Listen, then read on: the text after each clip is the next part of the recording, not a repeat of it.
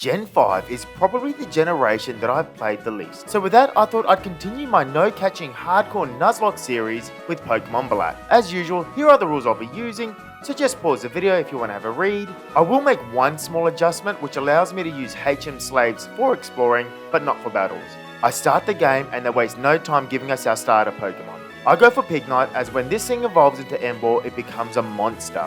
I go with another naming theme and I call him Ganon. Let me know if you can guess the theme. We quickly take out both Bianca and Sharon and I see that Ganon has a brave nature, which raises his attack while dropping his speed. Also, we destroyed my bedroom during this battle and not wanting to deal with it, I just decided to leave. Not long into the game, we get introduced to Team Plasma and for the first time we battle N. This fight is a cakewalk though, as he only has a Purrloin. Just shortly after, we talk to this girl who's giving away Pokemon. We get ourselves our second member, Pansage. I name him Link, which probably does give away the naming thing. He has an impish nature which raises his defense but lowering his special attack. We get to the level cap and take on the first gym, which is literally a Pokemon typing tutorial. Because I picked a fire type, I'm up against Crest, the water type. I lead with Ganon, who can take out Lillipup with just a few embers quite easily. He then brings in Pampor, so I switch Link in and Pampor goes for a workup. For whatever reason though, Pampor keeps going for workups and I'm able to take him out with 3 Vine Whips, getting myself my first gym badge. Not long after, Sharon wants to fight, but Link makes light work of his Pokemon. So I was just battling a random trainer and I was in autopilot mode with a speed up button, and this happened. Although the speed up button is useful, I've got to be careful when I'm battling random trainers. Thankfully I wasn't punished by School Kid Marsha. I run into N again, but Link and Ganon easily deal with him. We make our way into the back of the museum where the second gym is. After running around and reading different books, we can finally take on Lenora, who is the normal type gym leader. She leads with Herdia and gets the Intimidate on Link, dropping his attack. I go for Leech Seed and I get hit hard with the takedown. I do recover a little bit with an Oran Berry and Leech Seed, but I need to switch. I bring in Ganon and Lillipup goes for Leah, dropping his defense. I then go for Defense Curl, getting me back to normal defense while getting hit with a takedown. I go for another Defense Curl, getting me to +1 defense, and an Oran Berry and Leech Seed heal me back up. She heals with a potion, and I go for a Flame Charge to increase my speed while doing damage. I then go for another Defense Curl, as I know Lenora has a Watchdog with a Stab Retaliate just waiting for me. However, Herdia drops my defense again, and Leechin has almost taken it out. I then go for another Defense Curl, getting my defense back up, and Herdia hits me with a takedown which doesn't do too much damage anymore. I take it out with a Flame Charge and Watchdog comes in. I hit him with an Arm Thrust 3 times and Watchdog goes for a Hypnosis which thankfully misses. This allows me to take it out with another Arm Thrust and get our second gym badge. Team Plasma then comes in and somehow steals a giant skull right in front of us. And you guessed it, I need to help find it. Anyway, so Burr, the next gym leader, comes with me to help find Team Plasma in Pinwheel Forest. And this guy just decides that he'll wait at the exit and tells me to search for the entire forest until we can find them. Anyway, we beat up some Team Plasma grunts, get the skull back, and I head to the next city. On the way, we come across the longest and most unnecessary bridge. This is how long it took me to run along with the speed up button. Because there's nothing interesting that happens, I head straight to the next gym leader, Burr. This gym was by far the easiest so far, as it was just Ganon flame charging his way to victory. We get our third gym badge and we make our way to the desert. Before we go to the desert, I find a leaf stone from an old man allowing me to evolve Link into Simisage. He instantly shows his worth in a battle against Bianca as he's easily able to take out Herdia and her Muna.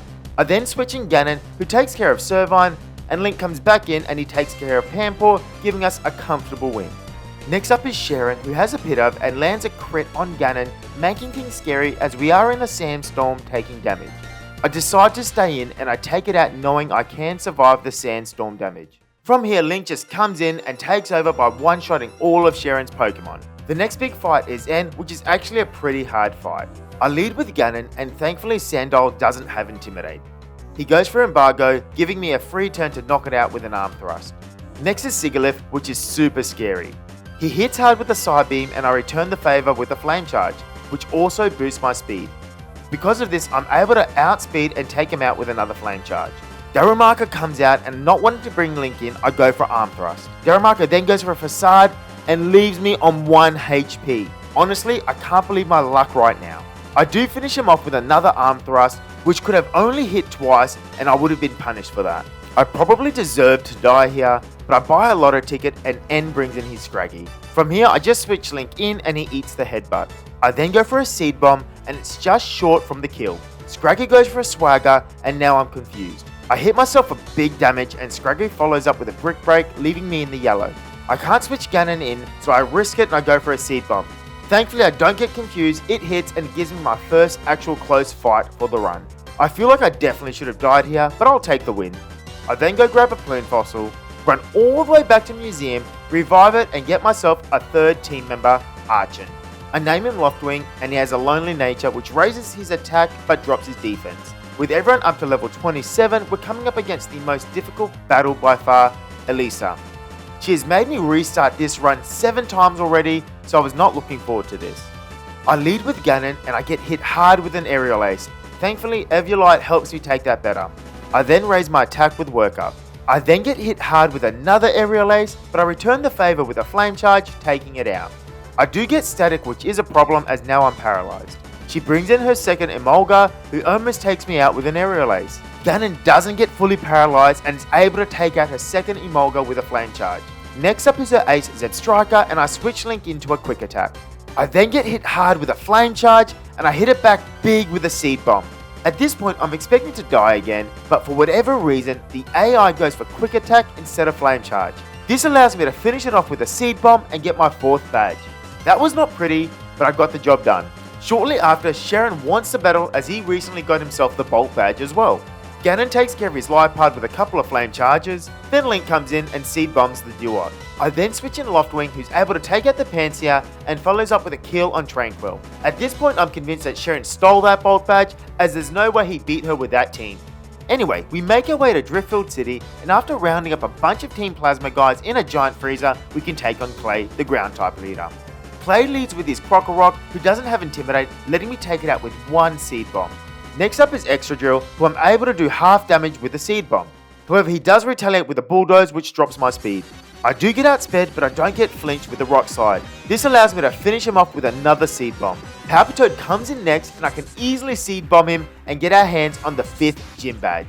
We make our way through Chargestone Cave, and N is there waiting for another battle. I hit Boulder with a seed bomb, and he only lives because of Sturdy. Boulder then uses Iron Defense, allowing me to get a kill with a Bite. Next up is Joltik, who I'm just short from getting the KO with Bite, but I do get the flinch. I then bite it one more time, sending it straight back to N. Ferroseed comes in next, so I switch Ganon in and it uses Iron Defense. I then go for a Flame Charge, which almost takes it out, and it goes for another Iron Defense. However, I'm able to take it out with another Flame Charge and take some damage from the Iron Barbs. His final Pokemon is Clink, which only takes a single Flame Charge to take out. Now, for whatever reason, I need to make my way up this tower and ring a bell before I can take on Skylar, the next gym leader. I do what she asks and then meet her at a gym for a battle. She leads with Swoobat and I have Loftwing out. Swoobat raises its special defense with Amnesia and I use Agility so I can outspeed her entire team. I then crank Swoobat and take it out. She brings in Swanna, who just survives in Acrobatics by a Slither and goes for Aqua Ring. The AI in this game is so dumb. She Hyper Potions a few times, but once she runs out, I take her out with Acrobatics. And Fezzik comes out and I hit it hard with Acrobatics. It drops my defense with Leah, but I can resist all her moves. It then goes for a quick attack, but I can take it out with one more Acrobatics from Loftwing. 6 badges down, 2 to go. Straight after this fight, Loftwing then evolves into Archops and is an absolute beast. Once again, Sharon wants to face off because we both get the same badge. Unfortunately for him, it doesn't end well. Loftwing goes into a rampage and takes out Unpheasant and Duot with Acrobatics. He then brings in Lipard, so I decide to switch Ganon in, who takes a fake out. It goes for a Torment, which is fine, and I'm able to take it out with an Arm Thrust, even though it eats a berry midway through. Simisar comes in and drops my defense with Leah, and I do some good damage with Bulldoze, while also dropping its speed. I then Flame Charge as I've been tormented, and I eat a Flame Burst from Simisar. I go for one more Bulldoze, which is enough to take it out, giving me the win, and also evolving Ganon into Emboar. Now I have a fully evolved team for the run. I do have access to another Pokemon, Lavesta, however I can't evolve it because it evolves way too late, so I decided to pass on it. I make my way through Twisted Mountain and I finally get to the next city. With nothing much to do here, I go straight to the next gym leader, Bryson. I lead with Ganon and I go for Work Up straight away to raise my attack. Vanillish goes for a Mirror Shot which barely tickles Ganon, but it does drop my accuracy, which can be an issue. Not wanting to get more accuracy drops, I go for a flame charge, taking out Vanillish. Beatrix comes in, so I decide to work up and raise my attack one more time as he hits me with Brine. I then go for a flame charge which takes him out in a single hit. He then brings in his last Pokemon, Cryogonal, however it just falls to a single flame charge from Ganon, giving us our 7th gym badge. As soon as we head outside, these ninja guys just appear from thin air, telling me that I need to meet N at Dragon Spiral Tower. We go to the top of the tower and N has summoned the legendary Pokemon Zekrom. He then goes on to tell me how he's the chosen one and he flies off to take out the Pokemon League champion. After a lot of story plot, we are told to head to the final gym as the leader there is a dragon type user. On the way to the next city, Bianca wants a battle which I wasn't prepared for. I have Ganon out, who's paralyzed, in yellow health, and also gets intimidated. I switch in Loftwing and Stoutland gets a free workup, raising both its attack stats. I then hit it hard with Acrobatics, and Stoutland gets greedy, going for another workup, allowing me to take it out on the next turn. She brings in Simipour, so I switch Lincoln, who takes a Scald and luckily doesn't get burnt. I then take out Simipour with a single Seed Bomb from Link. Superior comes in, so I switch Loftwing back in, who takes a Slam Well. I then hit it with Acrobatics and take it out in a single hit.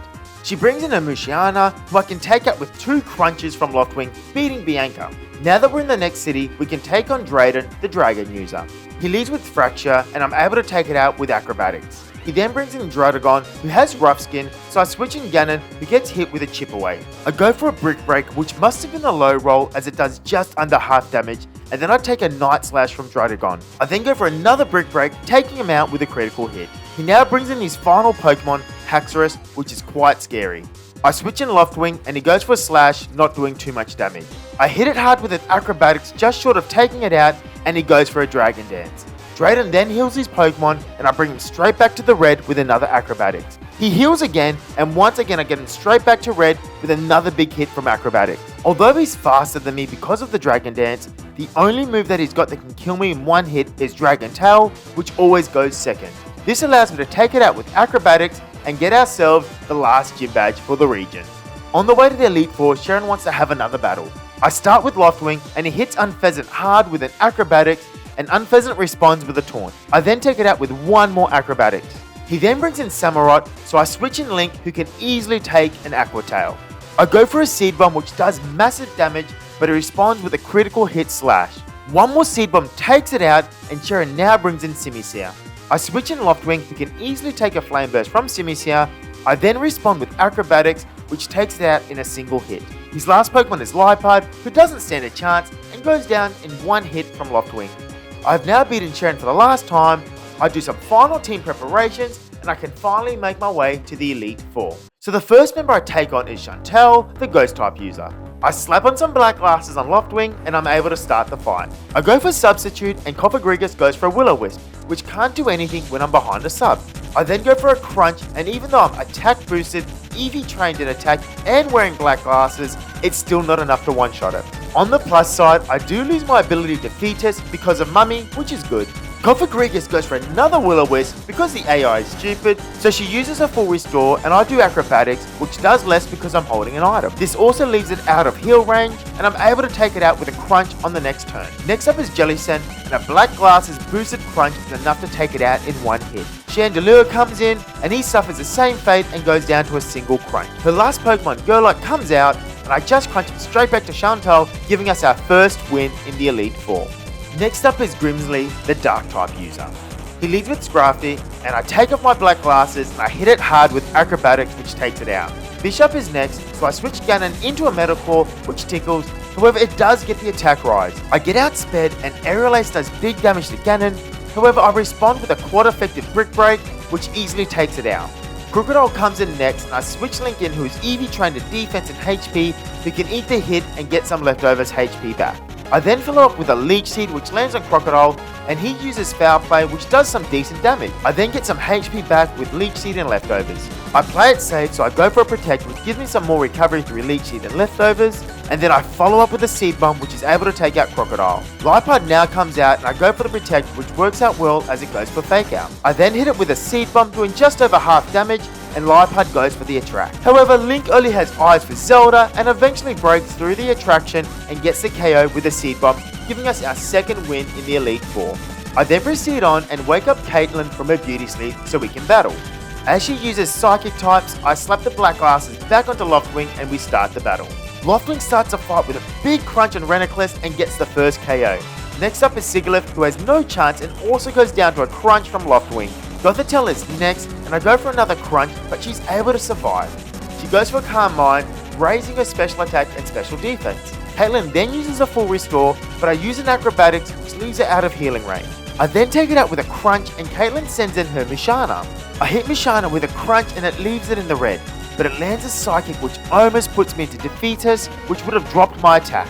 Caitlyn then goes for a full restore, so I go for acrobatics to leave it out of heal range. I then take it out with another crunch and that's our third Elite Four member down. Last on the hit list is Marshall, the fighting type leader. He leads with throw and I take it out with a single acrobatics from Loftwing.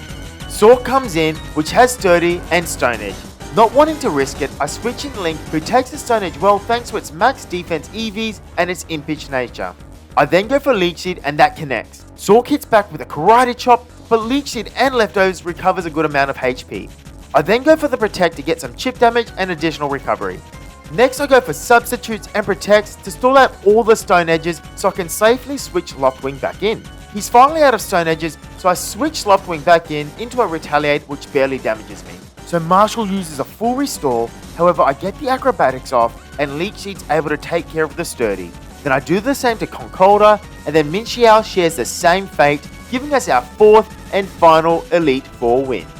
I make my way up a bunch of stairs and I find out that N has defeated the champion. He then somehow summons a giant castle behind the Pokemon League, which really doesn't make any sense at all. Also, how exactly did they build that without anyone knowing? And to make things even more unbelievable, Sharon makes his way up here and tells us that he beat the Elite Four also, which must be a lie as he's a pretty useless trainer. So from my understanding, this is the only Pokemon game from memory that actually lets you leave after fighting the Elite Four. So because of this, there's a new level cap and I get everyone to the level of Ghetsis' highest Pokemon, Hydreigon.